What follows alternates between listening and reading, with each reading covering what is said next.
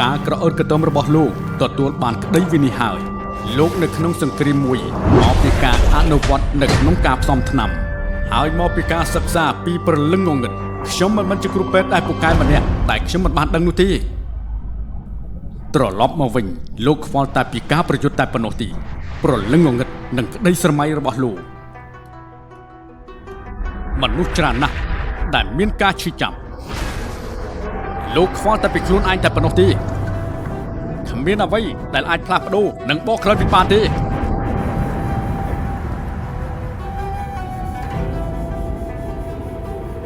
ពេលអ្នកជំងឺមានការបោះបង់ចោលទាំងស្រុងពួកគេប្រែក្លាយទៅជាថ្មមនុស្សម្នាក់ដែលបានជួយខ្ញុំនោះជាមូលហេតុដែលប្រលឹងងងឹត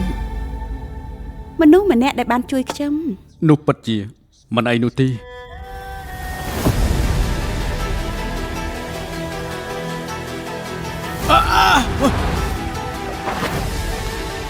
តែលោកចង់ឲ្យរឿងជាច្រើនមានសភាពសមរម្យឬក៏លឿន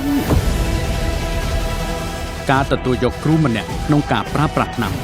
ហើយគេបាននិយាយថាលោកនឹងទទួលលៀប